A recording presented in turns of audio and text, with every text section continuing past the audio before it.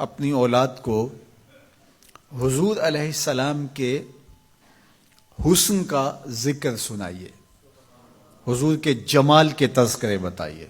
یہ انسانی فطرت ہے، یہ انسانی طبع ہے کہ اس کا حسن کی طرف میلان ہوتا ہے۔ جہاں بھی حسن ہو، چاہے وہ پھولوں کی نزاکت میں ہو، لطافت میں ہو، وہ کوس قضا کی رنگینی میں ہو، دھنک کی شوخیوں میں ہو، ساون کے چڑھتے بادلوں میں ہو، یا وہ جھیل کی بچھی ہوئی آنکھ میں ہو، یا پپیہے کی آواز میں ہو، بلبل کے خوبصورت لہجے میں ہو، کوئل کی دل نواز صدائے محبت میں ہو، حسن جہاں بھی ہوگا، جس روپ میں بھی ہوگا، دلکش ہوگا۔ تو جب یہ طے ہے کہ انسان طبعاً حسن کی طرف مائل ہوتا ہے، تو حضرت اقبال کہتے ہیں کہ پھر اس کو اس کا ذکر سناؤ اور اس کے حسن کی بات سناؤ، جہاں حسن بھی پانی بھرتا ہے، عشق بھی غلامی کرتا ہے۔ حضور کے حسن کا ذکر سناؤ۔ مکھ چند بدرشا متھے چمک دی لاٹ نورانی ہے، کالی زلف تے اکھ مخمور رکھی ہن مد بھریاں۔ کائنات میں بڑے سونے ہوں گے، بڑے جمیل اور حسین، مہوش اور خوبصورت ہوں گے، لیکن جو جمال اللہ نے آمنہ کے لال کو دیا وہ انہی کو ہی دیا ہے۔ لکھاں آئے لوگ زمانے تے محبوب خدا جیا کوئی نہیں، لکھاں آئے لوگ زمانے تے محبوب خدا جیا، لکھاں سونے بن بن بیندے نے او دی خاکے پا جیا کوئی نہیں، او دی خاکے پا جیا۔ جو حسن ان کے پاؤں کے ناخن میں رکھا ہے، جو حسن ان کی ایڑی میں رکھا ہے، اللہ اکبر، جو حسن ان کے تلووں سے نکلنے والی گرد میں رکھا ہے، ان کے نالین کے جوڑوں سے نکلنے والی دھول میں رکھا ہے، وہ کہکشاؤں میں بھی نہیں ہے۔ جس کے تلووں کا دھون ہے آب حیات، جس کے تلووں کا دھون آب حیات ہے، وہ جان مسیحا ہمارا نبی۔ اللہ اکبر۔ حضرت میمونہ بنت کردم رضی اللہ تعالی عنہ صحابیہ ہیں، فرماتی ہیں مجھے شوق ہوا حضور کو دیکھنے کا، تو میں اپنے باپ کے ساتھ حضور کو دیکھنے آئی، اور حضور ناقہ پہ سوار تھے، چہرے کی چمک کہ آنکھ نہیں اٹھتی تھی، کہاں ہمت کے اس جمال کی تابشوں کی تاب لا سکیں۔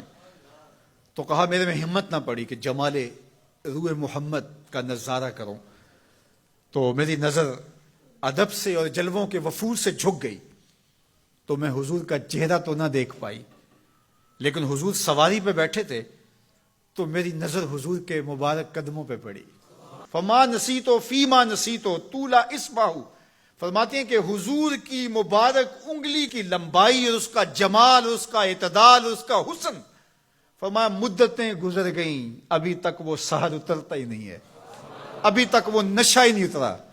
کہا چہرے کو تو نہیں دیکھ سکی، لیکن میں حضور کی مبارک پاؤں کی ایک انگلی کی زیارت کی ہے، اور میری نظر بس وہی پڑی، اور ایک لمحے کے لیے پڑی، اور دوبارہ دیکھنے کی تاب بھی نہیں ہوئی، لیکن حضور کی انگلی کا وہ جمال اب تک میرے خیالوں میں بسا ہوا ہے۔ یا جس کے مبارک پاؤں کی انگلی اتنی جمیل ہے کہ سال گزرنے کے بعد وہ سحر ختم نہیں ہوتا، اس کی پیشانی کی چمک کا عالم کیا ہوگا، اس کے رخساروں کا جمال کیسا ہوگا۔ تو ایک شاعر نے تو قلم توڑ دیا، اس نے کہا کہ قدموں پہ جبیں کو رہنے دو، قدموں پہ جبیں کو رہنے دو، چہرے کا تصور مشکل ہے۔ ذرا غور کیجئے، یہ میمونہ بنت کردم کی کہانی ہے، شاعر کی زبانی میمونہ بنت کردم کی کہانی، اور آپ کی سماعتوں کو چمک دے رہی ہے، اور میری زبان کو لطافت بخش رہی ہے۔ میری زبان میٹھی نہیں ہے، حضور کا نام میٹھا ہے۔ وہ کسی نے کہا تھا نا کہ میں بلبل خوش لہجائے گلزار نبی ہوں، میں بلبل خوش لہجائے گلزار نبی ہوں، میٹھی ہیں میری باتیں نمک خار نبی ہوں۔ میں میٹھا نہیں ہوں، میری زبان پہ جو نام ہے وہ نام میٹھا ہے۔ آپ کی سماعتوں میں رس گھل رہا ہے تو یہ نام محمد کی برکت ہے، اور روح کو تازگی مل رہی ہے، فرحت مل رہی ہے۔ ابھی شعر مکمل ہوگا تو آپ بے چین ہو جائیں گے۔ اندر بوٹی مشک مچایا اتے جاں پھلاں تے آئی ہوں، خوشبو پھیل جائے گی اندر۔ سنیے لفظ، میمونہ بنت کردم کہتی ہیں کہ میں اس جمال کو ابھی تک بھول نہیں سکی، وہ نشہ ابھی تک اترا نہیں ہے، وہ حسن ابھی تک نگاہوں سے ہٹا نہیں ہے، سال گزر گئے، مدتیں بیت گئیں، ابھی تک انگلی کا جمال نگاہوں کے سامنے ہے۔ تو شاعر کا تصور دیکھیے، وہ کہتا ہے کہ قدموں پہ جبیں کو رہنے دو، قدموں پہ جبیں کو رہنے دو، چہرے کا تصور مشکل ہے، چہرے کا تصور جب چاند سے بڑھ کر ایڑی ہے، رخسار کا عالم کیا ہوگا؟ جب چاند سے بڑھ کر ایڑی ہے، رخسار کا عالم کیا ہوگا؟ تو اپنی اولاد کو حضور کی محبت سکھاؤ، انہیں حضور کا حسن بیان کرو۔ مجھے بتاؤ کہ میں حضور کے حسن کا ایک واقعہ سنایا ہے، آپ کی روح پرواز کر رہی ہے کہ نہیں؟ حضور کی محبت کا لیول بلند ہوا کہ نہیں ہوا؟ اور یہ ابھی حضور کی مبارک انگلی کا حسن تھا، ابھی رخ منور کا تذکرہ نہیں چھڑا، ابھی پیشانی کی کہانی نہیں چھڑی، ابھی تو لب لالی کی بات نہیں ہوئی، ابھی تو زلف عنبری کی کہانی نہیں چھڑی، ابھی تو ان کی مبارک آنکھوں کی بات ہی نہیں ہوئی۔